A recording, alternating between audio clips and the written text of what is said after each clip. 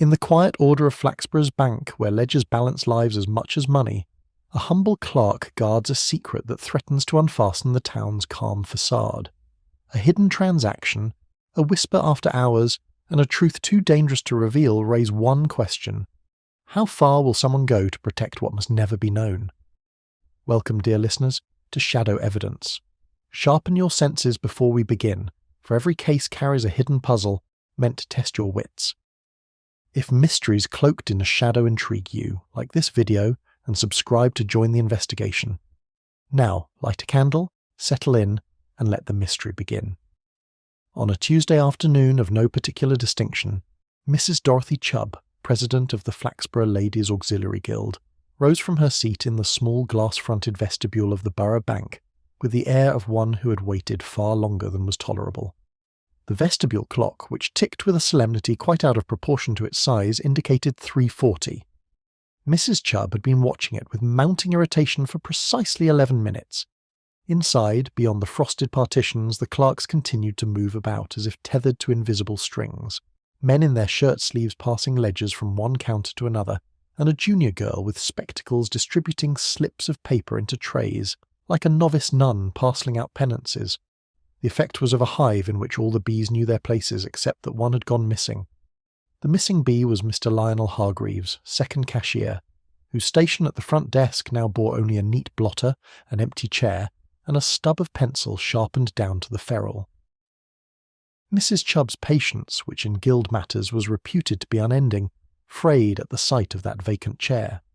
She marched to the wicket and tapped her umbrella against the ledge with a force that made the junior clerk flinch. "Is Mr. Hargreaves detained?" she demanded. The girl blinked behind her spectacles. I beg your pardon, madam?" "Mr. Hargreaves," repeated Mrs. Chubb with emphasis suitable for an unruly Sunday school child. "He was to see me regarding the guild's deposit.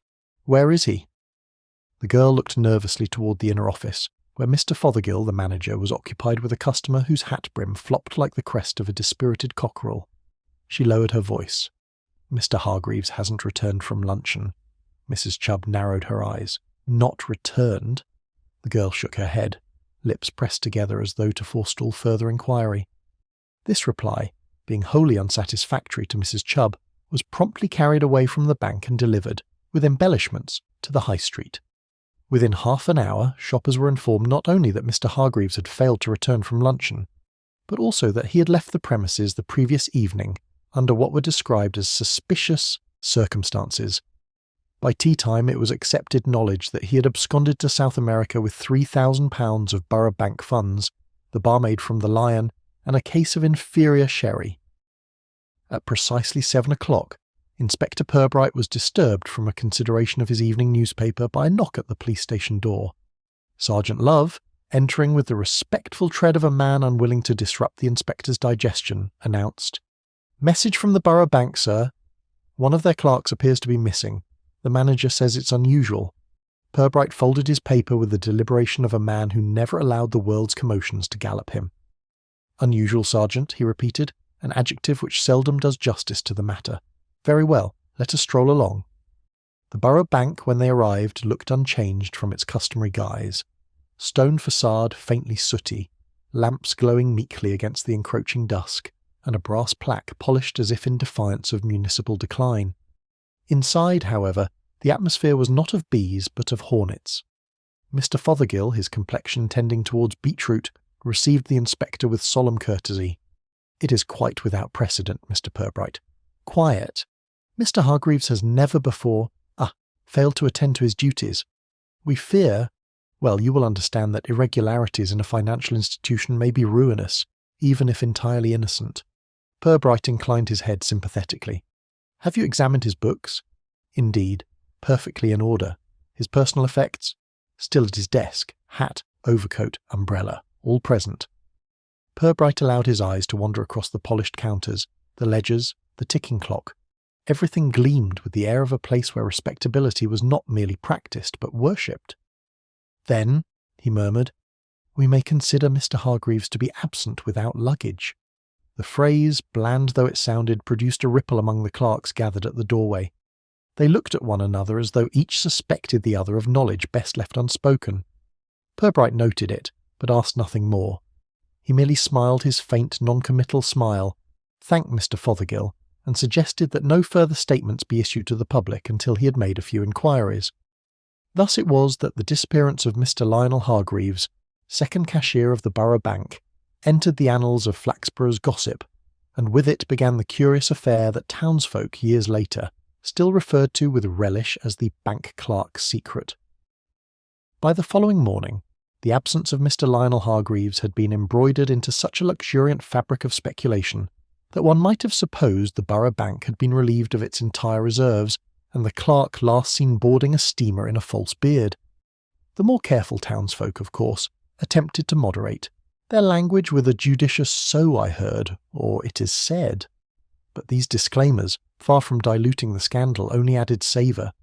At Mrs. Gloss's millinery shop on Market Street, customers bent over hat boxes as if conferring with oracles. "They say he left a note," whispered Mrs. Vinton, a farmer's widow with a relish for calamity. A note pinned to the cash ledger, and quite brazen in tone. Something about never having been appreciated. This was met with a gasp, and immediately contradicted by Mrs. Gloss herself, who, having overheard her cousin's husband mention nothing of the kind, declared the note to be nonsense. What she had heard, and from a reliable cousin, was that the young man had been receiving letters from someone in Lincoln, a woman with a slanted handwriting that suggested temperament. Meanwhile, at the butcher's, a story took firmer shape. Mr. Sowerby, proud of his position behind the counter, told his queue that Hargreaves had been in trouble over a woman for months. When asked what woman, he shrugged, wiped his knife on the cloth and muttered, "Oh, they don't come to me for names." By the time Mrs. Chubb left the shop, clutching a parcel of chops, she was certain Hargreaves had attempted an elopement, but had been waylaid by his guilty conscience, or possibly by an accomplice. In the Snug the Lion, the theories became darker. Men in shirt-sleeves, fortified by mild ale, lowered their voices to suggest that the missing clerk had been seen on the towpath near midnight, walking fast, hat in hand. "Running more like," said one, "and with a satchel." The satchel gained weight in each telling until it became a heavy case. When pressed to describe the satchel, none could agree on its colour, but all were sure it was the sort a fellow wouldn't carry if he meant coming back. It was into this fog of conjecture that Inspector Purbright and Sergeant Love strolled, neither attempting to dispel it, but listening with a politeness that encouraged indiscretion. At the post office, Miss Lucilla Teatime leaned over the counter to confide that she had noticed Hargreaves buying an unusual number of postal orders only last week. She did not know what for, but she knew it was not the first time. Her expression, a mixture of solemnity and glee, suggested she had long expected the young man to turn out unreliable. Purbright accepted the information with his mild smile and no comment, save to ask whether the clerk had seemed in any way excited or disturbed. "Disturbed?" Miss Teatime repeated with relish. "Positively agitated, Inspector. His hands trembled, though I will say," she added with a faint pout, "he was always courteous." From the post office, the policeman walked back along the high street, where conversations buzzed like flies at a summer picnic. Sergeant Love, whose appetite for certainty exceeded his inspector's, muttered, "Looks to me, sir, as though everyone knew. The fellow was planning something. Strange, we never heard a whisper before." Purbright gave a small chuckle. "It is curious, Sergeant, how clairvoyant people become when the event is already accomplished. We should not mistake retrospective prophecy for foresight." At Borough Bank, staff maintained a brittle composure. Mr. Fothergill had issued instructions that no gossip was to be tolerated on the premises, though by late afternoon every counterhand and ledger clerk had acquired a version of events of their own. One youth suggested debt collectors had intercepted Hargreaves. Another claimed to have overheard the cashier quarrelling with his brother-in-law in the street. The brother-in-law, when later consulted, proved to be in Newcastle and indignant at being included in any such romance. The clerk's whispered debates reached Mr. Fothergill, who found them intolerable. His decision, reluctantly taken, was to invite Inspector Purbright to inspect Hargreaves's desk himself. The inspector and Sergeant Love were ushered behind the polished counter after hours, when the shutters had been drawn and the last customer departed. Hargreaves's workspace was neat, almost excessively so. Papers stacked square, inkstand capped, pens wiped clean. In one drawer lay a modest collection of sandwiches, wrapped and forgotten, which suggested he had indeed intended to return after luncheon. In another, A bundle of correspondence, modest in volume, disappointing in content. Gas bills, subscription requests from obscure societies, and one letter from an aunt in Scarborough inquiring whether he had considered investing in a seaside guest house. Purbright examined these with tranquil thoroughness, lingering only over a folded sheet of notepaper that seemed at first blank. Against the lamp, faint indentations of writing emerged, as though someone had pressed hard on the page above it. He tucked it into his pocket without remark. "Nothing to show flight," Love observed. "Indeed," Purbright murmured. "An absence of intention, perhaps. Absence can be most instructive." As the inspector walked home that evening, the lamps casting soft halos on the pavement, the weight of the town's excited talk pressed less heavily on him than the quiet detail of that untouched sandwich. Men who run away with bank funds and barmaids seldom pause to make themselves luncheon. By the time Flaxborough extinguished its lights for the night, the gossip had reached a fevered pitch, yet it was gossip balanced on air. For all the fervour with which tongues wagged, no one could say where Lionel Hargreaves had gone, or why. The clerk had vanished without luggage, without funds missing, and with nothing more to his name than a reputation for punctuality and a tidy desk. And in that puzzle, which the town embroidered with fancies, Inspector Purbright found his reason to look more closely. Inspector Purbright began his inquiries with the quiet deliberation that had become his habit, not by rushing to confront suspects or demanding statements, but by sitting patiently across from ordinary citizens until they talked themselves into disclosures they had not meant to share. He found that most people, given sufficient silence, filled it with information of their own accord. The first conversation took place at the modest terraced house in Willow Crescent, where Lionel Hargreaves had lodged for the past 3 years. Mrs. Kemp, his landlady, opened the door with her apron still on, flour streaking one hand where she had been pressing pastry into a tin. She greeted the inspector with a mixture of respect and eagerness. Her expression carried the unmistakable look of one who had been waiting for the chance to contribute to important business. "Mr. Hargreaves?" she repeated when Purbright asked. "A quieter gentleman you couldn't hope to find. Paid on time every Friday evening, always put the rent on the mantel with his hat on the peg, as regular as the parish clock. What's come over him, Inspector? We're all saying it can't be true, not our Lionel." Purbright folded his hands over his notebook. "Have you noticed anything out of the ordinary these last few days?" Mrs. Kemp pursed her lips. "Only that he seemed, well, tired. He'd sit longer than usual over his supper, staring at his plate. Not that I'd call it sulking. He wasn't the sort, but thoughtful, as if something weighed." The inspector nodded. "No mention of travelling? No suggestion of departure?" "None. Why, his shirts were still in my copper wash on Tuesday. That hardly fits with running off to South America, does it?" She gave a small, sharp laugh, pleased at being able to penetrate one of the town's more elaborate theories. Her daughter, a girl of 16 with a plait so tightly bound it looked punitive, appeared in the doorway and announced that Mr. Hargreaves had received a visitor the previous week. "A gentleman, Mamma," she said with satisfaction, "and very cross. They talked low in his room, but I heard the gentleman say, 'You'll have to decide sooner or later.'" Then he went off in a taxi. Mrs. Kemp turned on her daughter with a scolding, but her eyes were already searching the inspector's face for a sign of interest. Purbright only inclined his head politely, as though such remarks were the natural embroidery of youthful fancy, yet he carefully noted it down. From Willow Crescent the inspector directed his steps toward the Borough Bank itself, where Mr. Fothergill, despite his protestations of perfect order, remained palpably uneasy. The manager repeated once more that the ledgers were balanced, the cash accounted for, and no sign of any breach of trust. "All the same," he added in a lower tone, "you will understand the peril, Inspector. Respectability is our only asset. If the public begins to suppose that clerks may disappear at whim, well, a bank stands on confidence more than coin." Purbright accepted the sentiment without comment. Instead, he asked for the names of Hargreaves's closest associates among the staff. After some hesitation, Fothergill supplied the names of 2, Miss Emily Datch, senior cashier, and Mr. Neville Sprickett, a junior clerk whose father held a modest farm on the edge of town.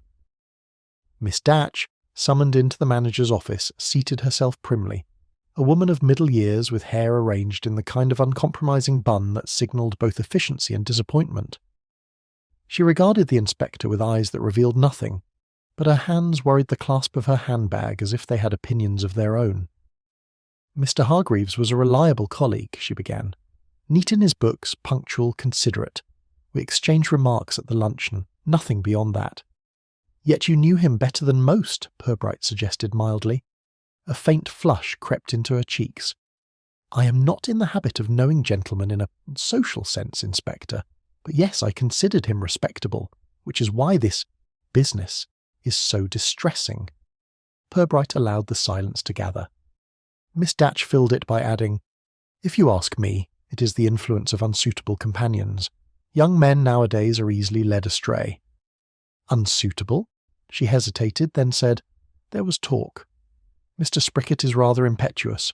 Gambling, I believe. Nothing proved, of course, but it would not surprise me if he involved Mr. Hargreaves in some rash scheme. Dismissed with a courteous nod, she left the office looking faintly deflated, as if her careful caution had not been as impressive as she intended. Mr. Neville Spricket was of a very different complexion.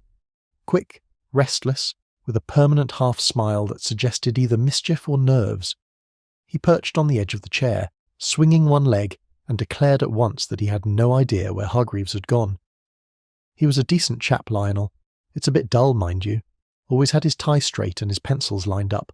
I don't suppose he'd know how to abscond if he tried. You were friendly? Purbright inquired.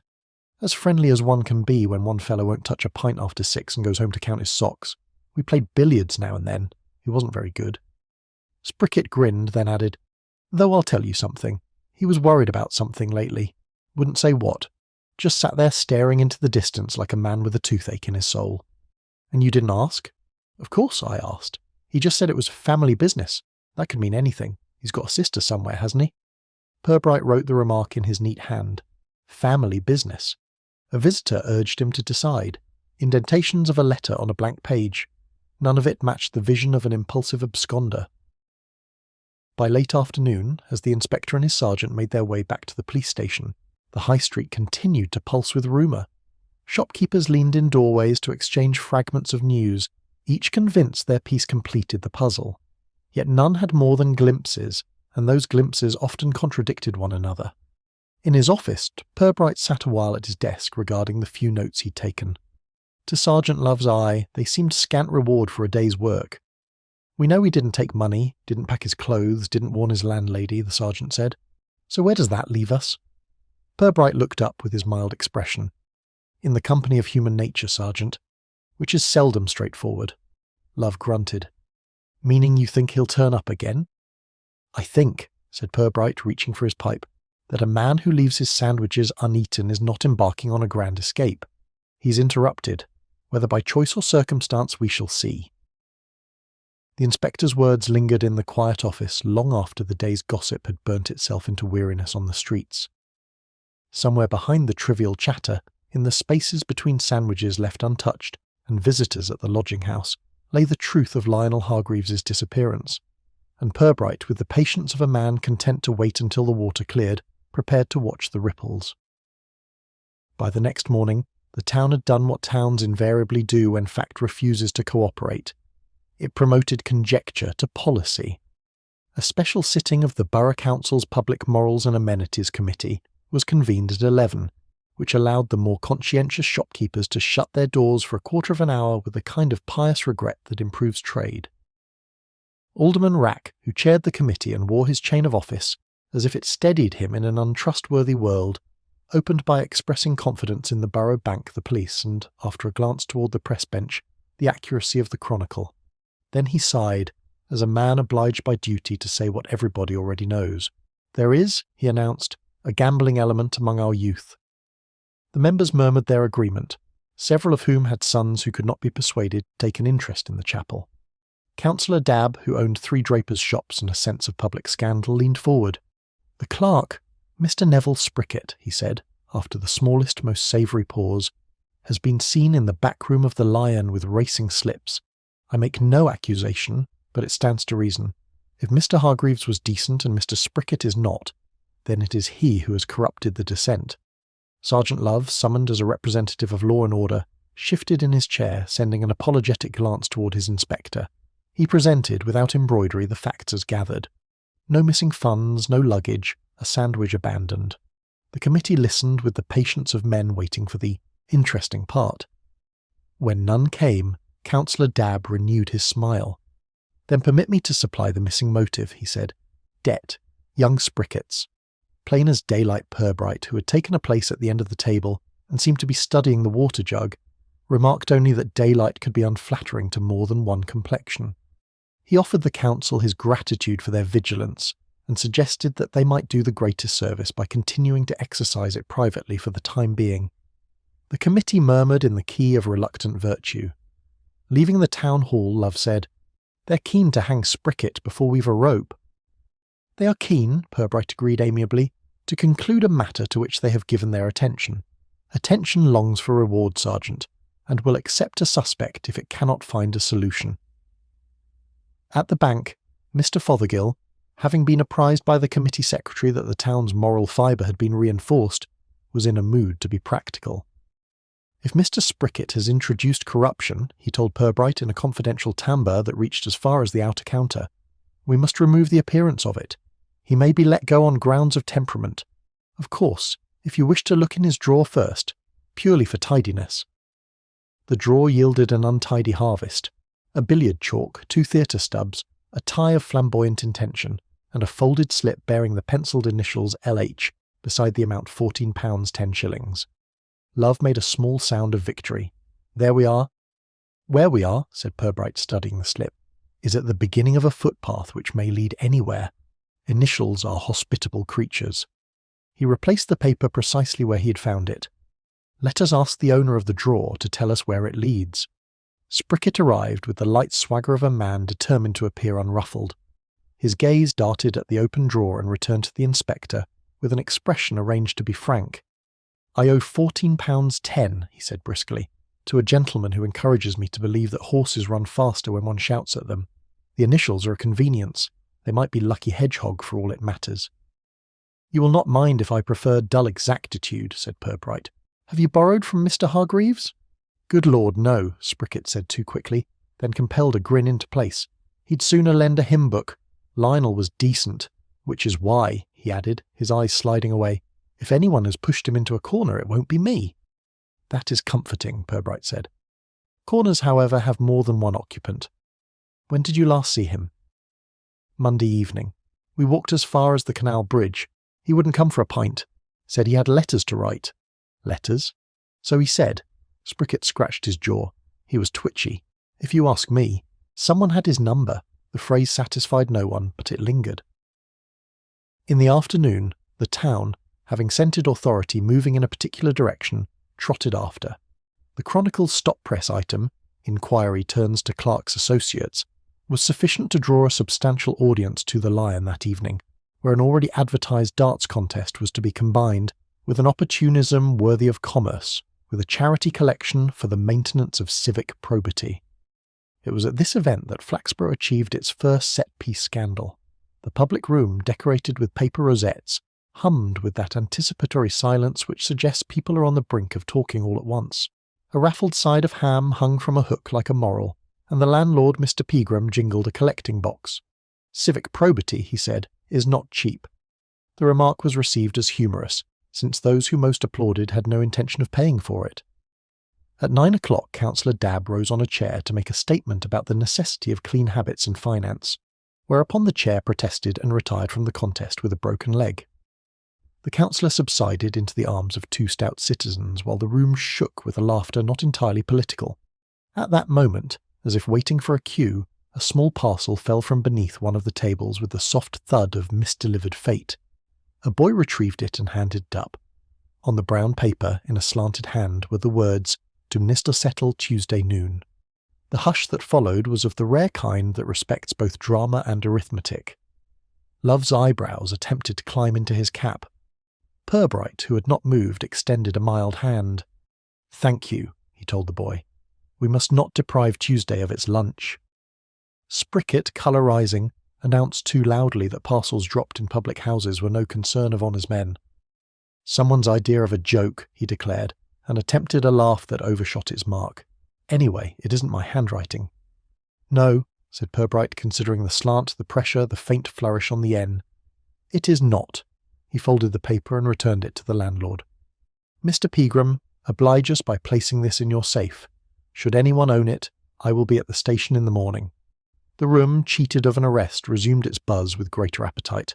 The counsellor, having acquired a sounder chair, recommended firmness. "There's your proof," he told anyone near, including the reporter. "A parcel to N on the very day the bank clerk disappears. Heaven writes legibly when we choose to read." "Indeed," murmured Purbright to Love as they stepped into the cooler air outside, "but it seldom signs its name." They walked a few yards without speaking. Love said at last, "You don't fancy it's Spricket?" "I fancy," said Purbright, "that he is eminently fanciable to a committee, which makes him of poor value to us." He paused to watch moths batter themselves against a lamp. "Observe their perseverance. When the light disappoints, they try a brighter mistake." Back at the station, the inspector took from his pocket the faintly indented sheet he'd found in Hargreaves's drawer and laid it beneath the desk lamp. With a soft pencil and the gentlest shading, a ghost of words drifted forward. Tuesday. Decide. No more delays. There was no address, no signature, only the tone of a deadline. He did not call the sergeant to admire it, nor did he place it triumphantly among exhibits. Instead, he slid it into an envelope and wrote on the outside, "Not yet." In the morning, the Lion produced no claimant for the parcel. Mr. Pegram reported in tones of enjoyment that several patrons remembered seeing it before, though their recollections placed it at different tables and in 2 cases on different evenings. Spricket presented himself at the station without being asked to announce that he would not be made a scapegoat. "I've done foolish things," he admitted, "but I haven't done that." Purbright listened and thanked him for his candour as if it were a loan. "You may find it repays you," he added, which left Spricket slightly less composed than when he entered. By noon, the council had regained its courage and was prepared to vote, if necessary, on the question of Spricket's guilt. Purbright, being unavailable for consultation, was spared hearing this. He had gone to Willow Crescent to ask Mrs. Kemp whether her daughter might recognise the gentleman who had visited Hargreaves the week before. The girl, excited and scrupulous, described a man of middle height with a city hat and a habit of pinching the bridge of his nose when he spoke, as if his words hurt him, she said. He had taken a taxi from the corner. "Thank you," said Purbright. "You have been exactly where others have been energetic." He set out toward the taxi rank where precision sometimes lingers. As he walked, the neat conclusion the town offered, Spricket as lure, debtor's spur, parcel as proof, struck him as a bed made up too briskly. Corners sharp, coverlet smooth, and something uncomfortable hidden under the pillow. The taxi drivers of Flaxborough were men accustomed to being interrogated by customers, counsellors, and occasionally wives. They therefore received Inspector Purbright's inquiries with neither alarm nor enthusiasm. At the rank near the station, 3 of them leaned against their vehicles in the midday sun, caps tilted to ward off glare, and exchanged remarks of a peculiarly aimless sort until Purbright's shadow lengthened among them. "Gentlemen," he began with his mild courtesy, "a lodger from Willow Crescent received a visitor last week who left by cab. I would be grateful if any of you recall such a fare." The oldest of the trio, a Mr. Bracewell, straightened his cap, with deliberate slowness. "Might have been me, sir. Took a fellow in a dark suit from Willow Crescent to the King's Arms Hotel. Tuesday it was, about 7 in the evening. He said little, only asking about the next train to Nottingham. Carried a briefcase, I remember. Did he board the train? Couldn't say. I dropped him off at the hotel. He paid correctly, no tip." Mr. Bracewell delivered the last detail with the disdain of a man affronted in his professional pride. The second driver, younger and loquacious, chipped in that he had conveyed no such gentleman but had seen a figure answering that description walk toward the station on Thursday. Might not have been the same, of course. Hats make men look alike. Purbright thanked them and walked on, his notebook closed. A visitor with a briefcase, an inquiry about trains, a lodger who afterward grew pensive. All ordinary details, but stitched together they produced a seam that did not quite lie flat. Back at the police station, Sergeant Love was arranging reports with the air of a man who believed paper multiplied in drawers when left unchecked. He brightened at the inspector's return. "Anything?" "A gentleman conveyed to the King's Arms on Tuesday. Inquired about Nottingham trains." Love whistled softly. "That's a trail, sir." "Perhaps, but trails are more persuasive when they lead somewhere." Purbright seated himself and took out the faintly indented sheet again, laying it beside his pipe. Tuesday. Decide. No more delays, he read. It seems Tuesday is consistent at least. Love leaned forward. Could be blackmail, sir. Somebody pressed him. A possibility, Purbright tamped tobacco with slow fingers. Blackmailers, however, seldom choose respectable bank clerks of modest means unless there is a private matter of more flavour than finance. The sergeant frowned. Women, then. Or family, said Purbright softly. That evening the inspector revisited Willow Crescent on the pretext of clarifying a point about laundry. Mrs. Kemp was delighted to talk at length. She insisted Lionel had been a perfect tenant except for one small failing. He never collected his shoes from the cobbler on time. I'd go myself half the time, she said, because Mr. Drabble would threaten to sell them. Lionel always forgot. Absent-minded, you might call it. Though he remembered every halfpenny at the bank. It was a trifling remark, but it lingered. Next morning, Purbright visited Drabble's shoe repair, a narrow premises smelling of leather and glue with a bell that jangled like tin cutlery. Mr. Drabble emerged from behind a curtain with a hammer in hand and suspicion in his eyes. Mr. Hargreaves's shoes? Purbright inquired. Drabble sniffed. Still here. Never came for them on Monday as he promised. He produced a pair of brown Oxfords, polished but cracked, tied with a string. Reliable payer, mind, but always late. I told him last week I'd had enough. He smiled, said he'd collect them Tuesday. Purbright examined the shoes carefully. Inside one, beneath the worn insole, a folded slip of paper had been pressed flat. The inspector teased it free, smoothing it under the shop's dim light. It was no letter, merely a receipt from a small bookseller in Lincoln, dated the previous Thursday. The purchase was for Ecclesiastical Maps of the Midlands, volume. Second Love, when shown the receipt back at the station, groaned. What sort of blackmailer works with church maps? An unorthodox one, said Purbright. His eyes twinkled. But oddities are often the pins that hold the fabric together. That afternoon, the inspector strolled to the King's Arms Hotel, where the bookish visitor might have lodged. The receptionist, a woman of dignified boredom, admitted that a Mr. Mason had stayed Tuesday night, left the next morning, and given Nottingham as his address. Quiet man, paid cash, she said. Wore a city hat, didn't order supper. Did he receive visitors? None. Did he write letters? The woman considered. I think he used the lounge table, ink smudges the next morning. Purbright thanked her and wandered into the lounge, where a green baize table bore the ghostly impression of pen strokes. He laid his hand lightly across them, as if they were braille. They told him nothing yet, but he filed them with the faint indentations already in his keeping. Returning to his office, he found Love waiting with news from Lincoln. The bookseller had confirmed that Hargreaves purchased the map himself. He paid in cash, spoke politely, and asked whether Volume 3 would soon be available. Maps, Love repeated in bafflement. All this fuss over maps. Not maps, Sergeant, said Purbright. The purchase of them. The act, not the object. Love scratched his head. Still sounds trivial.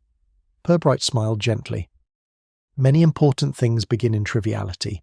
A shoe left uncollected, a sandwich uneaten, a map bought without explanation. They are the splinters under the skin of certainty. We must see where they fester. By late evening, as dusk softened the outlines of the town, Purbright walked slowly past the borough bank. Its lamps glowed faintly, guarding counters where clerks had locked away their ledgers. To most eyes, the building was impregnable. To him, it was fragile, built not of stone but of trust, with every whisper in the town a potential crack. He paused, regarding the brass plaque, then turned away.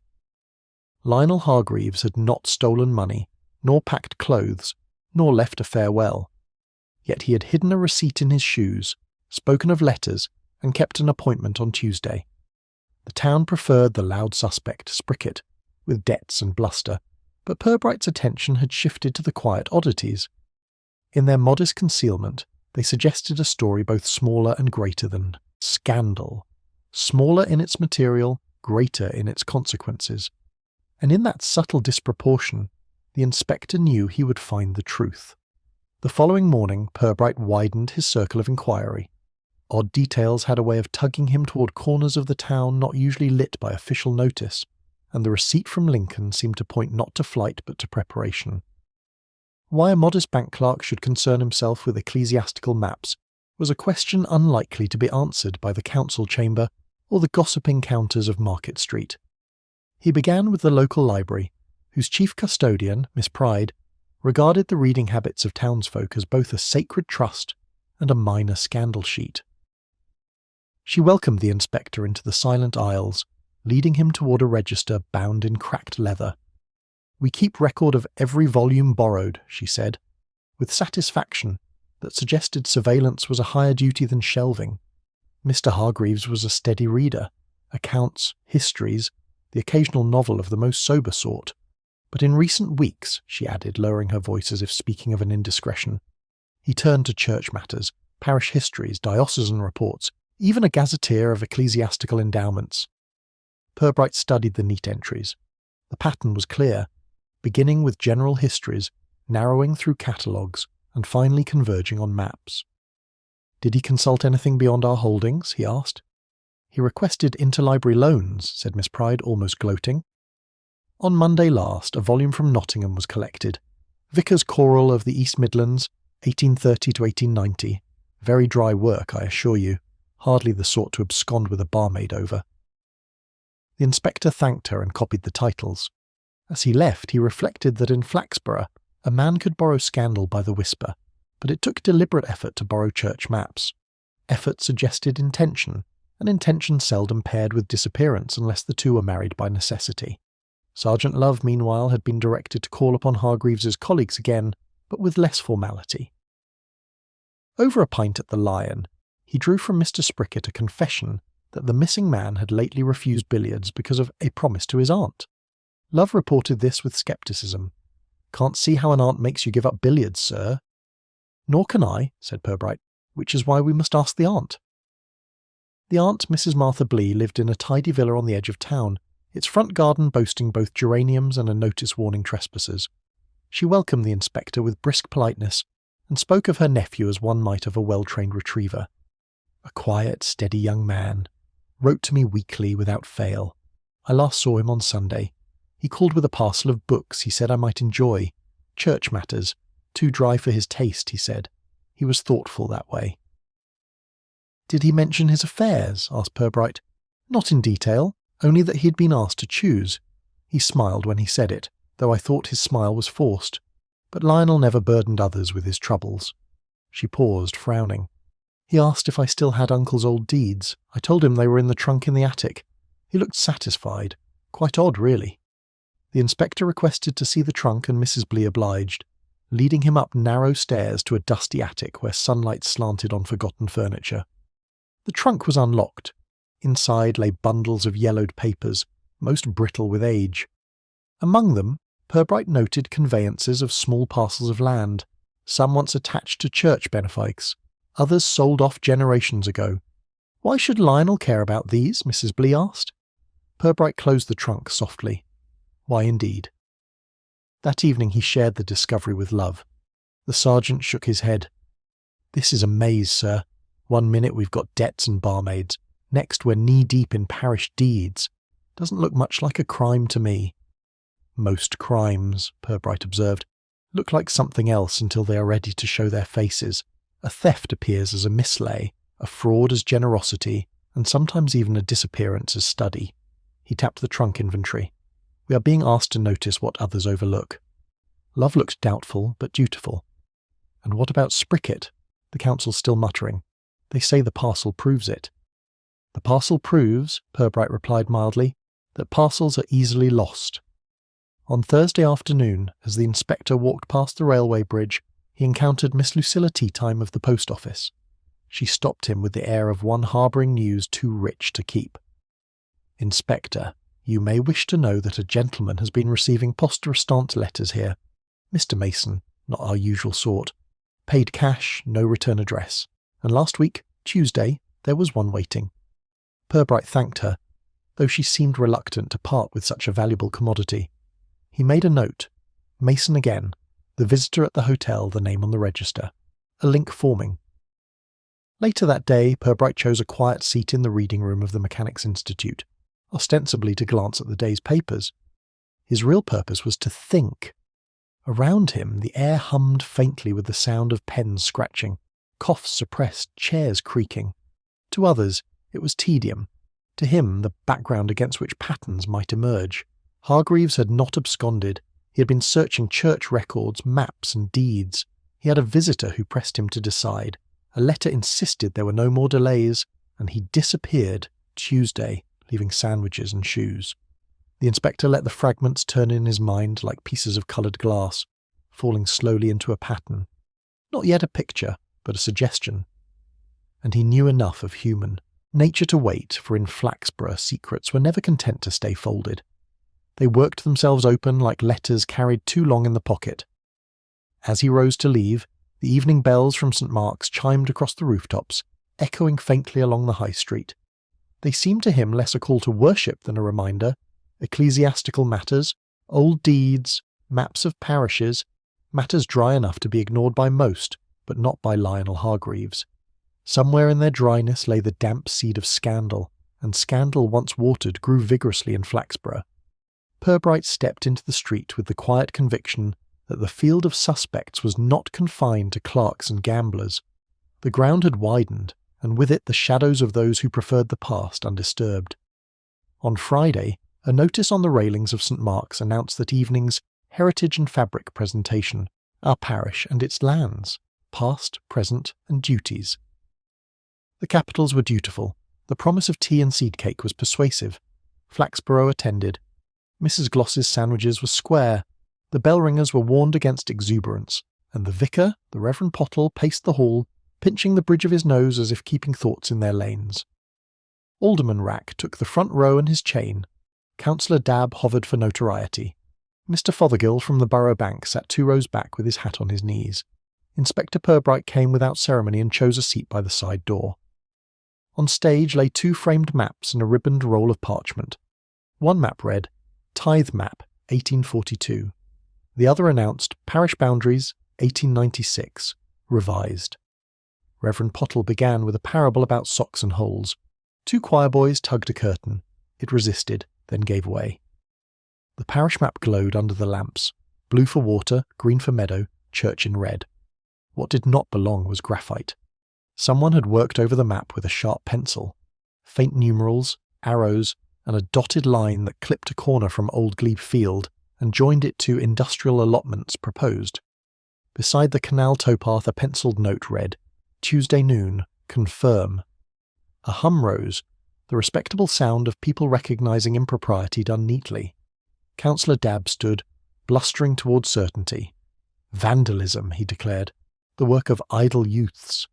He stopped himself from looking for Mr. Sprickett, who was not there, and stared at the map as if it might confess. The map was untouched at 5 o'clock, said Reverend Pottle, honestly shaken. I locked the vestry. Locks, murmured Purbright, persuade chiefly the innocent. A gentleman in a city that rose from the 3rd row with the care of someone used to entering conversations already anxious to include him. He carried a briefcase. Those near saw a careful face. Those farther off recognised the outline recently described by a tidy girl in Willow Crescent. Reverend, he said, perhaps I may help. He mounted the stage and produced a card. Mr. George E. Mason, Ecclesiastical Estates Consultant. The audience attempted to remain composed around this new occupation. My firm advises on the regularisation of historical boundaries, Mason said smoothly. Pencil marks implied diligence, not mischief. I intended to brief the Reverend privately. The curtain is an unfortunate theatre. Miss Pride of the library stood. Who authorised your diligence on our map? No amendment, Mason replied. A proposed correction after documentary review. Tithe, apportionments, conveyances. There is evidence that Old Glebe Field was never lawfully transferred from ecclesiastical hands. The matter can be remedied. The word remedied moved through the room and settled on several consciences. Old Glebe Field touched the canal, a warehouse proposal, and settled notions. Mr. Fothergill's collar looked tight. Alderman Rack studied the ceiling. Dabb adjusted his cuffs as if facts were lint. Tea was called. While cups went round, Purbright drifted to the stage and addressed Mason in a polite and pointed voice. You took a room at the King's Arms on Tuesday, Mason inclined his head. I meet wardens and clergy in neutral places, and received post restant letters at the post office. A convenience, said Mason. Your note, Tuesday noon, concerned a meeting with Mr. Lionel Hargreaves? I do not discuss clients, Mason said, still agreeable. People take an interest in boundaries for many reasons. Indeed, said Purbright, not all innocent. Before the conversation could harden, a small scream came from the vestry, the sound of someone who had found what she was told did not exist. Reverend Pottle hurried through the side door. Miss Pride followed with the vindicated. On the vestry table lay an open parish ledger and beside it, a county library copy of Vicar's Choral of the East Midlands, 1830 to 1890. A paper knife rested across its pages. Used as a marker was a Borough Bank deposit slip for 10 shillings, the handwriting neat, the initials exact. L.H. On the reverse, in the same decisive hand as the pencilled map note, were the words, Tuesday, no more delays. "Where did this come from?" asked Reverend Pottle, alarmed, having thinned his warmth. Miss Pride answered, "It is the copy Mr. Hargreaves borrowed on Monday, now overdue." Councillor Dabb arrived where news was happening. "There you are," he said. "The bank clerk meddling in church lands, conferring with strangers, leaving traces. If that isn't guilt, it will do until guilt arrives." Mason bent to look, professional interest trying to be impersonal. A clerk might simply be thorough with pedantry. "Or thorough to danger," said Purbright. The second incident declared itself without ale or darts. A public embarrassment in a holy room, with ink instead of beer and the sort of evidence that refuses to stay where you put it. Opinion shifted at once. Spricket, with debts and bravado, moved to the wings of attention. The foreground now belonged to maps, deeds, and certain men whose voices sounded legal even when they said good evening. When the vestry was locked again with a key that felt ornamental, Purbright stepped into the churchyard with Mason. The lamplight polished the briefcase handle like a virtue. "You pressed him to decide," the inspector said. Mason considered the dark. "I present facts," he answered. "Decisions are for those with something to lose." "In Flaxborough," said Purbright, "that is almost everyone." He let the silence cool the point. "If Mr. Hargreaves is missing because of facts, the question is whose facts you were paid to present." Mason's gaze did not flicker toward Alderman Rack's outline on the path, or the nave where Reverend Pottle stood like a thin worry against thick stone. "Inspector," he said, "you will find the church keeps better records than men do." "That," said Purbright, "is why men prefer erasers." They parted. Bell gave one test note. Purbright looked back at the dark vestry window and thought of the deposit slip, the pencilled noon, the shoe receipt from Lincoln, the aunt's trunk of deeds, the visitor at the hotel, and the uneaten sandwiches on a clerk's desk. None contradicted the others now, they simply refused to speak in order. That refusal was promising. He left the churchyard slowly. Tomorrow he would call on those for whom Old Glebe Field was not a line on a plan, but a column in a ledger, and a plan in a drawer. They would be civil.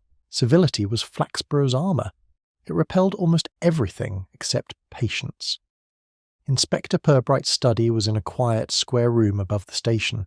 It looked, as Miss Teatime once remarked, like the sort of place a man might retreat to unpick knots he had tied himself. That Friday night, the inspector sat alone with a mug of cocoa, and the collected papers of the Hargreaves affair spread in a fan on his desk. There was nothing spectacular among them. No confessions, no photographs, no veiled threats. Only items of mundane appearance linked by a tone that refused to be casual. He reviewed them slowly, without rushing to make them cohere. There was the deposit slip from the vestry marked with Hargreaves's careful hand and carrying the note, "Tuesday, no more delays." There was the bookseller's receipt hidden in the shoe, with its singular purchase of ecclesiastical maps. There were the faint indentations left on a blank page in his desk drawer, the parcel dropped in the Lion, and the memory of Mrs. Blee's old trunk, filled with brittle documents that no one but a patient man would bother to decipher. It was a web, not spun by deceit but by something more exhausting. Duty. It was duty that seemed to hang around Lionel Hargreaves like a heavy coat, paying rent on time, remembering his aunt's arthritis, returning library books just past their due dates, but with a note of apology tucked inside. A man like that did not vanish because of a woman or a wager. He vanished, if he vanished at all, because he had uncovered something that left no elegant way forward. Purbright tapped his pen gently on the edge of the deposit slip. Suppose, he thought, that Hargreaves had discovered a legal defect in the parish boundary records, an old ecclesiastical ownership overlooked during secular redistribution. Not a scandal in itself, but if that patch of land had since passed into commercial hands, and if it was worth something now, say, as part of the canal front developments the council quietly supported, then the embarrassment might be considerable. The council's keenness to believe in Spricket's guilt, the swift adoption of Mason's vague legitimacy, the nervous reaction to the penciled map, all suggested not criminal minds, but people already tangled in a misunderstanding that could, if lit, burn the reputation of half the town's governing class. That made Hargreaves a problem, not a blackmailer, not even a whistleblower, just a problem. A man trying to do the right thing in a setting where doing the right thing meant opening a dusty cupboard everyone had quietly agreed to keep shut. But there was another side. Purbright reached into the bottom drawer and withdrew a thin file Sergeant Love had compiled from Property Office records. There, under the heading Old Glebe Field, were references to 2 transactions in the last decade. One a council lease for public amenity assessment, the other a private lease, unpublicised, unrecorded in public minutes, transferring use rights to a firm called East Mercia Holdings. He had already circled that name earlier today. It was based in Nottingham. It had 3 directors, one of whom had recently donated handsomely to the Flaxborough Civic Improvement Appeal. Another, as it happened, was the brother-in-law of Alderman Rack. The links were now threads, and the threads began to show their seams. On Saturday morning, Purbright took no steps toward confrontation. He visited the barber, nodded politely to Mr. Fothergill across the street, and made himself visible at the greengrocer's. It all served a quiet purpose. Flaxborough's mechanisms ran best when its constables were observed doing very little. It was what came after that mattered. He spent an hour with Reverend Pottle, reviewing the vestry records with the vicar's timid blessing. They found no entries under Hargreaves's name, but a note beside the old glebe ledger read, "Copy to be requested, EMH file 1962. When asked, Pottle confessed he had no idea what EMH stood for. "Something inherited," he murmured. "A previous vicar's scrawl." It was enough. That evening, Purbright sat again in his study and wrote 3 letters. One to the Charity Commission, requesting records of ecclesiastical endowments. Another to the diocesan registrar, asking about the transfer of lands. And a third, more tentative, to East Mercia Holdings themselves, couched in formal language but with a question carefully placed in the centre. "Has Mr. Lionel Hargreaves at any point contacted your firm regarding boundary or deed concerns related to properties known locally as Old Glebe Field?" He sealed the envelopes, laid them in the out tray, and sat back. Somewhere behind all of this was Lionel Hargreaves, too orderly to run, too principled to threaten, and too absent to ignore. Sergeant Love appeared at the door, cap in hand. "Evening, sir. Bit of gossip if you don't mind." Purbright nodded. "Come in." Love shut the door. "Mrs. Kemp's daughter says she saw a man watching the house yesterday. Not from the street, across the canal, standing on the footpath by the iron railings. Said he was there for 10 minutes not moving. Might have been just a rambler, but he let the possibility trail." "What time?" Purbright asked. 7:15. She was walking back from her friend's, stopped to tie her shoe, and saw him over the water. She thought at first it was Lionel, but said the shape wasn't right." Purbright made no expression, just wrote down the time. "Thank her for the observation. Quietly, if you please." When Love left, he sat again in silence. The towpath, the pencilled note reading Tuesday noon, the parcel dropped in the pub, the visitor with the briefcase, everything circled back to that strip of land and the secrets it held. He remembered what Mason had said. People care about boundaries for many reasons. Not everyone guarded boundaries to keep people out. Some guarded them because something had already slipped through. The canal footpath on Sunday morning had that vaguely respectable air peculiar to places remembered fondly in guidebooks but seldom inspected. Elderly couples walked dogs with leashes that looked more ornamental than functional, and a pair of scouts debated the morality of catching frogs. Inspector Purbright appeared just before 10, walking slowly and without destination, nodding now and then to figures he knew would report seeing him to someone else. He lingered at the bend near Old Glebe Field, the canal curving gently around a stretch of land that had once been used to graze 2 horses and now lay untroubled under a thin mist. He carried with him a modest briefcase, empty save for an annotated tithe map and a facsimile of a conveyance deed he had borrowed from the diocesan registrar. A decoy, essentially, but like any tool it would be useful in the hands of someone who knew when to let a tool speak louder than a question. Just beyond the iron bridge that crossed the towpath stood a weathered bench, little used save by anglers. On it now sat Mr. Mason, his city hat precisely angled, his coat folded neatly on his lap. He did not seem surprised to see the inspector. "A pleasant morning," he said, without rising. "It is," said Purbright, lowering himself beside him. "Clear, if one has the inclination to look." There was a pause, not unfriendly. Mason kept his eyes forward, watching two ducks glide beneath the bridge. "I imagine," he said, "you've come to return something." "I thought," said Purbright, "you might be interested in this." He opened the briefcase, withdrew the facsimile deed and unfolded it across his knees. Mason leaned over, eyes narrowing just slightly. "Ah," he said, "that version. You've seen it before?" Mason's smile was as thin as a page, only in fragments. No one holds the complete chain anymore. Curious, isn't it, how a boundary can remain legitimate in law long after it's vanished from sight? "Indeed," Purbright replied, "and in this case, it seems someone wished very much for it to remain vanished." Mason said nothing for a moment. Then he turned, the full mask of affability still in place. "And you believe Mr. Hargreaves was rediscovering what others would rather forget?" "I believe," Purbright said calmly, "that a man who studies maps in silence is rarely content with the view he's been given." Another pause. Then Mason's fingers, long and pale, tapped the deed's edge. "Do you know who benefits most if the boundary is left where the council drew it?" "I have some ideas." "Do you know what was offered to Hargreaves if he chose to forget it?" "I believe I'm speaking to someone who does." The conversation might have ended there, with the breeze lifting the corner of the map and the ducks disappearing beneath the reeds. But Mason spoke again, his tone altered, less smooth, more practical. He never asked for money, just answers. It made it difficult. Honest men often are. Mason looked away. "It wasn't my decision. I was only to confirm the feasibility, what could be claimed, what couldn't. I met him here, he brought papers. I told him there'd be a recommendation to press for regularization." Purbright's brow lifted slightly. "And how did he take that?" "As one might expect. He said he would write to the diocesan authorities and the charity commission if it wasn't corrected. Not threatening, just conscientious." "Quite." Mason drew a slow breath. The problem was not his truth, it was his timing. Purbright folded the map gently, the sound soft but firm. "And now?" Mason looked at him then, directly for the first time. "Now, I believe you already know. He disappeared not because he ran, but because someone persuaded him that quietness was preferable. And how was that done?" There was a very long silence. "He was taken to the rectory guest house in Eddlesthorpe," Mason said at last, barely above a murmur. "It's quiet there, and the man who owns it owes considerable favours to certain individuals." Purbright absorbed this without expression. "So Mr. Hargreaves is alive?"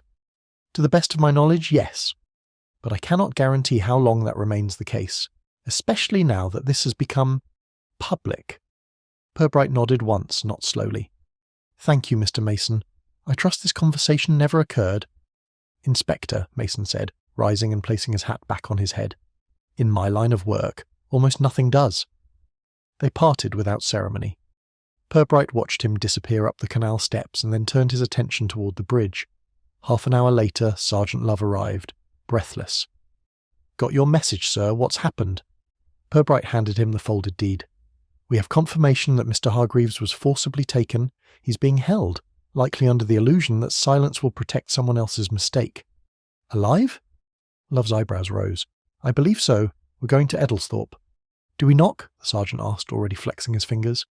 "No, Sergeant," Purbright said, turning up his collar against the rising breeze. "We observe. We give the guilty every chance to lie to us properly. Then we knock."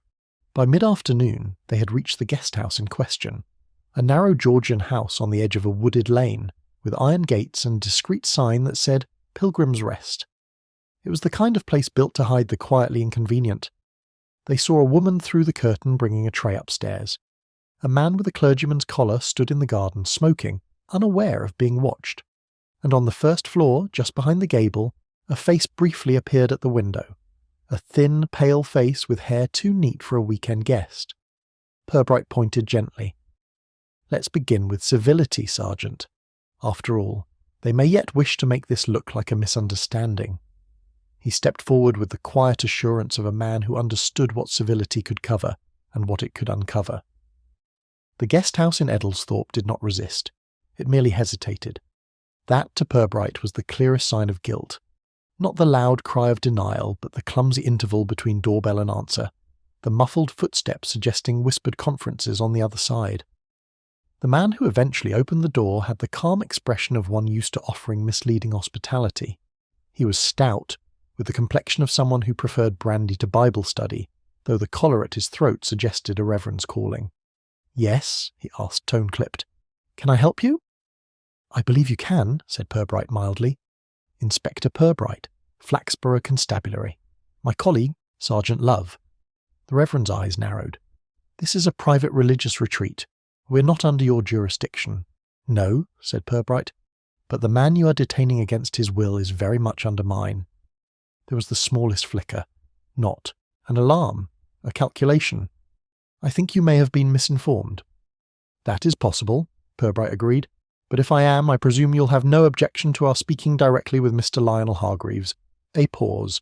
Then a faint sigh, as though the effort to sustain polite deception had become suddenly tiresome. The man stepped back. "Very well. This way." He led them through a narrow hallway with religious prints and silence carefully arranged on the walls. At the top of the staircase he knocked once on a door. "Mr. Hargreaves," he said, as if summoning a man to tea. "Visitors." The door opened. Hargreaves stood there, pale but upright, his collar slightly crooked, as though he dressed in a hurry or under quiet supervision. He blinked at Purbright and said softly, "I hoped someone would come." "You look well enough," Purbright said. "They've not harmed me, just discouraged me from leaving." "Then let us end their discouragement." They took him down the stairs without obstruction. The man in the collar did not follow. He stood at the landing, expression bland, as if waiting for the house to recover its silence. Outside, the lane was warm with afternoon light. Hargreaves breathed it in like someone emerging from a long meeting. At the station in Flaxborough, tea was made. Purbright had arranged for Mrs. Blee to be sent for, not only as a comfort to the young man, but as a demonstration to the town. Lionel Hargreaves was not vanished, nor disgraced, nor mad. He was a clerk, and a clerk, in Flaxborough, was expected to be precise, an expectation Hargreaves had fulfilled, though not quite in the way his employers intended. He sat in the inspector's office and told it in full, his voice steady, only occasionally catching when he reached the matter of disappointment, how he had trusted that presenting the truth would be enough. "I had no intention of making trouble," he said, "but when I traced the boundary discrepancy and found the land had never been lawfully severed from the parish, I knew I had to notify someone. I asked the Reverend to raise it with the diocesan authorities. He refused. That's when I wrote to Mason." "Mason was employed by East Mercia Holdings," Purbright said. Hargreaves nodded. He didn't say it outright, but it became obvious. He wanted me to leave it alone, said it would only create complications. He offered to help me move, quietly. A position in Nottingham, expenses paid. But it was all very conditional, and you refused. I told him I'd written to the Charity Commission. That's when everything changed. Purbright sat back. "Tell me about Tuesday." "I was walking to the station. I intended to deliver the documents in person. Copies, of course. I never keep originals on my person. I took the canal route. That's when they stopped me. They? Mason. And the man from the guest house. I never caught his name. He said. He was a lay brother. They weren't rough, but they made it clear that coming with them was the only option that wouldn't end badly. I thought, perhaps it was only for a night. I could reason with them, but they took my watch, my shoes, and wouldn't let me call my aunt." Sergeant Love looked up from the corner. "The parcel in the pub, was that yours?" "No," Hargreaves said, "though the handwriting on it. Mason showed me a note once. It looks similar." Purbright nodded. "A decoy, to muddy the waters and tie you to Spricket's troubles. Convenient misdirection." He stood and walked slowly to the window. Outside, the town passed by in its slow rhythms. Baskets, bicycles, conversations that would alter shape before reaching their destinations. "You did everything correctly, Mr. Hargreaves," he said. "Too correctly, perhaps. That made you visible." Hargreaves gave a small, uncertain smile. "What happens now?" "Now," Purbright turned, "now we let those who orchestrated your silence attempt to explain it away, with all the dignity and decorum they can muster. You, meanwhile, will return to your duties as though nothing extraordinary happened. That will confound them more than any accusation." "And the land?" Hargreaves asked. I've sent everything to the diocesan registrar and the charity commission. Quietly. They'll move slowly, but they'll move. And unlike people, institutions don't forget. That evening, in the council meeting called hurriedly to address certain unhelpful rumours, Purbright entered as a guest and remained at the back. He listened as Alderman Rack condemned speculation, praised stability, and called for unity. Mr. Fothergill nodded at the appropriate moments, and Councillor Dabb, red-cheeked, mumbled something about miscommunication. No mention was made of East Mercia Holdings. Outside, as the sun dipped behind the town hall's modest dome, Purbright lit his pipe and watched the figures disperse, each believing they had survived the storm. In a way they had. In Flaxborough, punishment rarely came in handcuffs. It came in silences, in glances, in the careful adjustment of one's standing in the post office queue. But somewhere, in an attic above Willow Crescent, the deeds remained. And in the vestry of St. Mark's, a ledger waited for a cleaner hand to finish the work. The following Monday morning passed in much the same manner as any other in Flaxborough, which is to say, unremarkably, yet with the quiet hum of purpose peculiar to small towns that pride themselves on the virtue of routine. There was no front-page headline in the Chronicle announcing the rescue of Lionel Hargreaves, or the exposure of land misappropriation. No police statement, no arrests, no declarations from the pulpit. Life, as the town preferred, had resumed its modest rhythms with all its previous appearances carefully intact. And yet something had shifted. At the Borough Bank, Hargreaves resumed his post behind the front counter with his customary reserve, though his return was accompanied by a number of lingering glances and awkwardly polite greetings. Mr. Fothergill, who had not inquired directly into the circumstances of the young man's absence, offered him a short, officious welcome back, and promptly moved on to speak at length about overdue ledger entries, as though nothing had happened at all. Among the clerks, however, there was a subtle realignment. Miss Datch, who once spoke of Spricket's moral failings with the hauteur born of perfect posture, now greeted Hargreaves with a tone softened by embarrassment. She even mentioned the weather once. Spricket himself, all noise and elbows, had developed an unexpected stillness. It wasn't penitence exactly, but it bordered on self-preservation. He offered Hargreaves a cigarette, which was politely declined. At the post office, Miss Teatime refrained from commenting on parcels or pseudonyms, though she placed 2 letters from Nottingham atop the pile with what could only be described as reverence. At the station, Mr. Judd ordered a new ink blotter for the bank's use, muttering something about straight lines and clean margins. The reference was, by all accounts, metaphorical. Inspector Purbright, meanwhile, did not celebrate. He simply resumed the slow absorption of the town's mild peculiarities. He signed off on reports, replied to correspondence with his usual brevity, and even took a moment to remark on the virtues of sponge cake in Sergeant Love's lunch tin. Love, for his part, was still digesting the fact that no charges had been laid. "They can't all get away with it," he muttered that afternoon, thumbing through a legal folder. "They rarely do," Purbright replied without looking up, "but neither do they always fall with a splash. But holding a man in a guest house against his will, surely that ought to mean something." "It does," said Purbright, "but in Flaxborough things mean more when whispered than shouted. Hargreaves has returned, diocesan authorities are reviewing the deeds, East Mercia Holdings has withdrawn its local development inquiry, and Mason," he added with a glance toward the window, "has submitted a quiet resignation from his consultancy, citing fatigue." Love grunted, unconvinced. "Still feels unfinished." "Justice is rarely packaged, Sergeant," Purbright said, rising to tap his pipe against the sill. "It's not a gift. It's a process, uneven, sometimes slow, but persistent."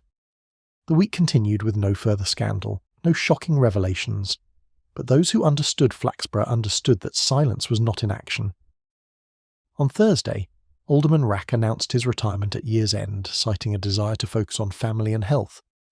Councillor Dabb was overheard inquiring discreetly about property in the Cotswolds. Mr. Fothergill's voice grew softer during meetings, and he now read public notices twice before approving them. Even Reverend Pottle, long considered too timid to notice his own sermons, began to refer to stewardship not as a matter of money, but of conscience. The congregation did not argue, it rarely did. But more than one hymn book bore the faint impression of a pencilled question mark by week's end. As for Hargreaves, he remained at the bank, quieter than before but no less meticulous. He did not mention his absence, nor did he respond to those who hinted at it. He merely resumed his precise routines, as if reminding himself that the best place to be invisible was exactly where people expected you to be. Purbright, when asked by a minor reporter whether the affair had truly been resolved, replied, "Affairs resolve themselves the moment people decide not to ask any more questions. Fortunately, there are some who still do." And then, on a clear Saturday afternoon, he stepped once more onto the canal towpath, walking the length of Old Glebe Field. The grass had grown a little longer. Dock proposals had been suspended for review, and just beyond the iron bridge, a new wooden bench had been placed, courtesy apparently of the Civic Improvement Appeal. He sat a while, pipe unlit, watching the water crease and reform as it always did.